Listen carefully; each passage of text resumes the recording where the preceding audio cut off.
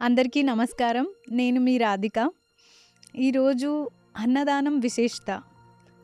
అన్నదానం చేస్తే ఎంత ఫలితం, చేయకుంటే దానికున్న పరిణామాలు ఎలా ఉంటాయి?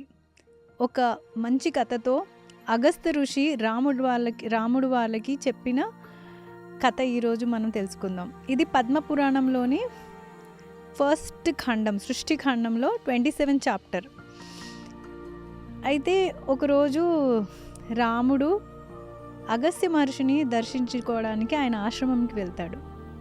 ఆశ్రమంకి వెళ్ళిన తర్వాత అగస్త్య ముని చాలా సంతోషించి, రామా, ఎప్పుడు నా హృదయంలో నీవే ఉంటావు, అలాగే ఈరోజు ఈ రాత్రి ఇక్కడే నివసించు అని నివేదించుకుంటారు. అప్పుడు ఆ రాముడు అక్కడే ఉండిపోతాడు.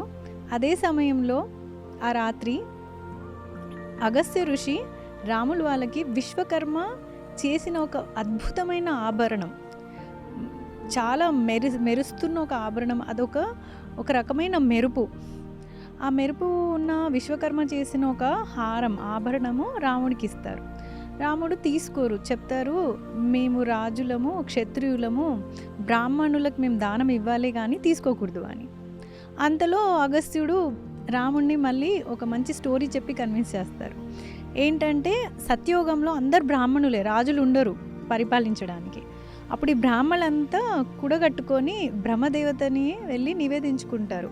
బ్రహ్మ, మాకు కూడా ఇంద్రలోకానికి ఒక రాజు ఉన్నాడు కదా, ఇంద్రాధిపతి, అలాగే మా కింద ఒక రాజు ఇస్తే మేము కూడా ఏదో అర్పించుకుంటాం, రాజుకి అర్పణ చేసుకుంటాము అని బ్రహ్మదేవతకు అడిగితే, అప్పుడు ఇంద్రలోకానికి వెళ్ళి అక్కడున్న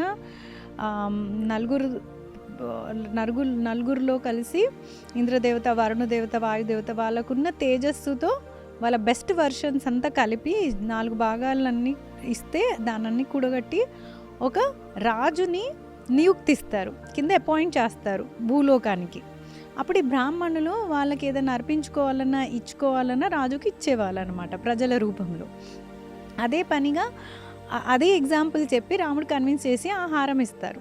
అప్పుడు రాముడు అంటారు, సరేగా, రాముడు మనసులో ఫస్ట్ వచ్చేస్తుంది, సరే ఈ ఆభూషణం ఓకే, కానీ ఇంత మెరుస్తున్న ఆభూషణం నేను విభీషణుడు లంకలో కూడా ఎప్పుడు చూడలేదు, ఇంత అద్భుతమైన ఆభరణం అసలు ఎక్కడిది? విభీషణ్ లంక అంటే అప్పుడు బెస్ట్ గోల్డ్ డైమండ్ వర్షన్స్ అన్నీ అక్కడే కనిపించేటివి, అక్కడ రాముడు వాళ్ళకి అక్కడ కనిపించదనమాట. అప్పుడు రాముడు ఈ ప్రశ్న అడిగినప్పుడు అగస్త్యుడు అంటాడు, సరే నీకు ఒక కథ చెప్తాను, ఈ ఆభరణం నాకు ఎవరిచ్చారు, ఎందుకు ఇచ్చారు, అక్కడ జరిగిన వృత్తాంతం ఏంటి అంతా రాముడికి చెప్తారు. ఇప్పుడు అగస్త్య ముని రాముడు వాళ్ళకి ఆ ఆభరణం ఎలా వచ్చింది అనే దానికి చెప్తున్నారు. అప్పట్లో త్రేతాయుగంలో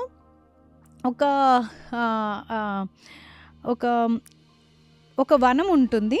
ఆ వనంలో అసలు ఏ జీవజంతువులు ఉండవు. ఆ వనం మధ్యలో ఒక సరోవరం ఉంటుంది. ఆ సరోవరం ఉన్నప్పుడు సరోవరంలో హంస, ఇంకొక పక్షి, అదేదో పేరు, సో ఈ 2 పక్షులు ఆ వాటర్లో, స్మాల్ సరోవర్లో ఉంటాయన్నమాట. అంతే. అక్కడ అగస్త్య మహర్షికి ఒక పాత పురాణమైన ఒక ఆశ్రమం ఉంటుంది. ఆయన గ్రీష్మకాలంలో అక్కడ ఒక రాత్రి నివసిస్తారు. ఆ రాత్రి అయిన తర్వాత నెక్స్ట్ డే మార్నింగ్ ఆయన లేసాక అక్కడ ఆ సరోవరం అంటే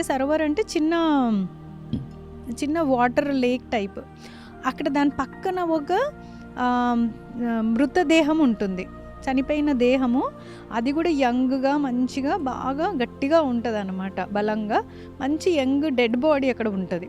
అది చూసి అగస్త్యుడు, అరే ఇదేంటి, ఇక్కడ ఒక డెడ్ బాడీ పడి ఉంది, అది కూడా యంగ్, మంచిగా తాజాగా బాగా ఉంది, మృతదేహం ఏంటి అని ఆయన మనసులో ఆలోచన వస్తుంది. ఆయన ఆలోచిస్తూ ఉండగానే పైనుంచి ఒక విమానం వస్తుంది. ఆ విమానంలో అదే వ్యక్తి కిందికి వచ్చేసి ఆ సరోవరం అందులో స్నానం చేసుకొని బయటికి వచ్చి అదే మృతదేహాన్ని తింటాడు, భోజనం చేస్తారు తను. ఆ భుజించేసి మళ్ళీ సరోవరంలో స్నానం చేసి ఆ విమానంలో రెడీ అయి వెళ్తూ ఉంటారు. వెళ్ళేటప్పుడు అగస్త్యుడు ఆపి అడుగుతారు, ఏమి మానవ, మీరు ఇంత అద్భుతమైన మనిషిలా కనిపిస్తున్నారు, మరి అటంటప్పుడు ఇలాంటి భోజనం ఏంటి అంటే మృతదేహాన్ని భోజనం చేయడం ఏంటి, మీరు ఎలా దాన్ని ఆస్వాదిస్తున్నారు, నాకు అసలు అర్థం కావట్లేదంటే అప్పుడు ఆ రాజు పేరు శ్వేతరాజు అగస్త్యుడికి ఆయన మృతదేహాన్ని ఎందుకు భోంచేస్తున్నాడు అనే దానికి ఆయన వృత్తాంతం చెప్తాడు. ఏంటంటే అప్పట్లో విదర్భ దేశంలో వాసుదేవుడు అనే వ్యక్తి రాజుకి, విదర్భ దేశాన్ని వాసుదేవుడు పరిపాలిస్తాడు. ఆ వాసుదేవుడు అనే రాజుకి ఇద్దరు పత్నులు, ఇద్దరు వైఫ్స్.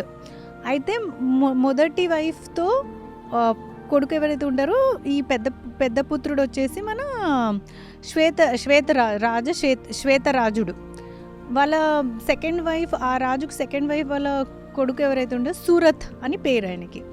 అయితే మా నాన్నగారు చనిపోయాక, అంటే ఇప్పుడు శ్వేతరాజు కథ చెప్తున్నారు అగస్త్యుడికి, వాళ్ళ నాన్నగారు చనిపోయిన తర్వాత నన్ను శ్వేతరాజుని అభిషేకించి పరిపాలనకు పెట్టారు. అప్పుడు నేను రాజ్యాన్ని బ్రహ్మాండంగా ఏ పాపము చేయకుండా ధర్మంగా దాన్ని పరిపాలించాను. 1000 ఏళ్ళు పరిపాలించాను. 1000 ఏళ్ళు పరిపాలించిన తర్వాత నాకు వైరాగ్యం వచ్చింది. ఒకానొక రోజు వైరాగ్యం రాగానే నేను మా తమ్ముడు సురత్కి రాజ్యాభిషేకం చేసి రాజ్యాన్ని అప్పగించేసి నేను నా ఒక వనం, అదే ఈ సరోవరం దగ్గరే ఇదే స్థానంలో వచ్చి 80,000 ఏళ్ళు 80,000 ఇయర్స్ నేను ఇక్కడ తపస్సు చేసుకున్నాను. తపస్సు తర్వాత నాకు బ్రహ్మలోకం ప్రాప్తి అయింది. నేను బ్రహ్మలోకానికి వెళ్ళిపోయాను. బ్రహ్మలోకానికి వెళ్తే అంతా బాగానే ఉంది, కానీ నాకు విపరీతమైన ఆకలి, తట్టుకోలేని ఆకలి. అప్పుడు నేను బ్రహ్మకి అడిగాను, ఏంటి బ్రహ్మలోకంలో అయితే ఆకలి అవ్వకూడదు, ఆకలి దప్పిక అసలు ఇలాంటివి ఉండకూడదు కదా, మళ్ళీ నాకు ఇలాంటి ఇక్కడ ఇదేంటి అంటే, అప్పుడు బ్రహ్మదేవ్ అంటాడు, కాదు నువ్వు భూలోకంలో పరిపాలించేటప్పుడు నీ శరీరాన్ని తప్పిస్తే ఎవరికి ఎప్పుడు పూట భోజనము పెట్టలేదు, అన్నదానాలు చేసుకోలేదు, బిచ్చం అడిగే వాళ్ళకి భిక్షం ఇవ్వలేదు, భీక్ష ఇవ్వలేదు, తెలియక కూడా నువ్వు ఆతిథ్యులకు కూడా పెద్దగా సత్కరించలేదు. నువ్వు ఉన్నన్నాళ్ళు ఎప్పుడు ఇదే శరీరాన్ని పెంచావు, పోషించావు, ఈ శరీరాన్ని పోషించావు. మరి అయితే మళ్ళీ నీకు అందుకే ఈ లోకంలో నువ్వు ఆ పుణ్యం చేయనందుకు బ్రహ్మలోకమైనా ఏ లోకమైనా నీకు ఆకలి దప్పిక తప్పదు అని బ్రహ్మదేవుడు అంటాడు. మళ్ళీ తిను శ్వేతరాజు అడుగుతాడు, దీనికి తోడేలాగా, అంటే దీనికి మళ్ళీ సొల్యూషన్ ఏంటి అని. అప్పుడు బ్రహ్మదేవుడు అంటారు, నీ శరీరాన్ని అదే వనంలో ఆ తపస్సు చేసేట అదే సరోవర్ పక్కనే నీ శరీరం ఉంటుంది. నువ్వు దాన్ని పెంచావు కాబట్టి, దాన్ని పోషించావు కాబట్టి, దాన్నే వెళ్ళి అదే శరీరాన్ని, మృతదేహాన్ని వెళ్ళి నీ ఆకలిని తృప్తి చేసుకో. అప్పుడు నీకు ఆకలి ఉండదు. కానీ ప్రతిరోజు నేను ఎలా చేయాలి, అది తింటే ఒకసారి అయిపోతుంది కదా, ఆ శరీరం తిన్న తర్వాత ఆ బాడీ అయిపోతే మళ్ళీ నేనేం చేయను అంటే, ఆయన బ్రహ్మదేవుడు అంటే లేదు నీ శరీరాన్ని నేను అక్షయం చేస్తాను. అక్షయం అంటే నువ్వు తిన్న వెంటనే మళ్ళీ అది యథావిధానంగా నీ శరీరం మారిపోతుంది అన్నప్పుడు, అందుకే శ్వేతరాజు అంటాడు, అగస్త్య నేను ప్రతిరోజు వచ్చి నా ఆకలిని ఇక్కడికి వచ్చి ఈ మృతదేహంతో నా ఆకలిని తీర్చుకొని మళ్ళీ స్నానం చేసి నేను బ్రహ్మలోకానికి వెళ్ళిపోతాను. నాకు బ్రహ్మదేవతుడు ఏమన్నారంటే, 100 ఏళ్ళు ఇలా అయిన తర్వాత ఇదే వనంలో ఒకరోజు అగస్త్య మహర్షి వస్తారు, ఆయన దర్శనం ద్వారా ఆయన నన్ను ఈ ఆకలి నుంచి విముక్తి చేస్తారు, ముక్తులు చేస్తారు అని చెప్పారు స్వామి అని అంటారు.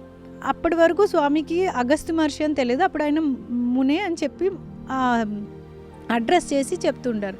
అప్పుడు అగస్త్యుడు అంటాడు, నేనే అగస్త్యుని, సరే నీకు నేను ఏ రకంగా ఉపయోగపడగలను అని ఈ అగస్త్య మహర్షి శ్వేతరాజుని చెప్తే ఆయన, ఇప్పుడు చెప్పాను కదా, నాకు దీని నుంచి విముక్తి ఇవ్వండి, ఈ ఆకలి దప్పిక నుంచి నాకు విముక్తులు చేయండి అంటే, అగస్త్య మహర్షి ఆయనని ఆ శాప నుంచి ఆ ఒక పాపకర్మ నుంచి విముక్తులు చేస్తారు. విముక్తులు చేసిన తర్వాత ఈయనకి అప్పటి నుంచి ఆకలి ఉండదు, ఆయన బ్రహ్మలోక ప్రాప్తమవుతుంది. కానీ వెళ్ళే ముందు ఆయన శ్వేతరాజు తన వేసుకున్న ఆభరణాన్ని తీసి అగస్త్యమునికి ఇస్తారు దానం రూపంలో. అప్పుడు అగస్త్య మహర్షి అదే ఆభూషణాన్ని రాముల వారికి ఇస్తారనమాట. అయితే ఈ మొత్తం స్టోరీలో ఇదంతా అగస్త్య ముని రాముల వారికి చెప్తున్నారు. ఆ ఆభూషణం ఇవ్వడానికి కారణం ఏంటి, ఎక్కడి నుంచి వచ్చింది, శ్వేతరాజు నుంచి వచ్చింది. అయితే ఈ స్టోరీ మొత్తంలో పద్మపురంలో ఈ స్టోరీ ఉంది. దాంట్లో మనకి ఇండికేట్ చేసేది ఏంటి అంటే, ఎన్ని పుణ్యాలు చేసుకున్నా, ఎన్ని పాపాలు చేసుకున్నా, ఆ పుణ్యానికి ఉన్న రిజల్ట్ మనకు పుణ్యానికి ఉంటుంది. దాంట్లో ప్లస్ మైనస్ ఈక్వల్ బ్యాలెన్స్ ఉండకుండా ఈ పాపం చేసిన దానికి కూడా మనకు అనుభవించడం తప్పదు. సో అందుకనే ఎన్నో దానాల్లో అన్నిటికంటే ముఖ్యమైన దానం లేదు అంటే one of the most important దానం అంటే అన్నదానం అంటాం. అయితే మనకు ఇంటికి వచ్చిన వాళ్ళు బాగా మనల్ని ట్రీట్ చేసిన వాళ్ళని అయితే ఇంటికి వస్తే మరీ సేమ్ ట్రీట్మెంట్ చేస్తాం. అదే మనం చూడని వాళ్ళైతే వాళ్ళ ఇంటికి పోతే నీళ్ళు కూడా ఇవ్వలేదే, వాళ్ళకి ఇది ఇవ్వడమే గొప్ప. సో ఎదుటి వాళ్ళు మనల్ని ఎలా ట్రీట్ చేసినా, మన ఇంటికి వచ్చిన శత్రువుడైనా మిత్రుడైనా, ఒకసారి అతిథి రూపంలో ఎవరు వచ్చినా, గెస్ట్ వచ్చినా, మన ఫ్యామిలీ కాకుండా ఎవరు వచ్చినా మనం మన బెస్ట్ చెయ్యాలి. అదే కాకుండా అవకాశం వచ్చినప్పుడు భిక్ష వేయడం, ప్లస్ మనము అన్నదానాలు చేసుకొని మనకు కూడా మనము శ్వేతరాజు లాగా కాకుండా మన లోకం ఏది దొరికినా మనకు ఇలాంటి పరిస్థితి రాకుండా చూసుకోవాలి అని అనుకుంటే కనుక మనం వీలైనంత వరకు అన్నదానం చేసుకుందాం. దీనికి ఉన్న విశేషత ప్రతి శాస్త్రంలో ఏదో రకంగా ఏదో కథలో మనకి దానికి ఉన్న ప్రాముఖ్యత చెప్తున్నారు. అయితే ఈ స్టోరీలో అన్నదానం గురించి విశేషత ఉంది. నెక్స్ట్ ఎపిసోడ్లో ఇంకొక అద్భుతమైన కథ, అద్భుతమైన విషయంతో నేను మీ ముందుకు వస్తాను. నేను మీ రాధిక. అందరికీ నమస్కారం.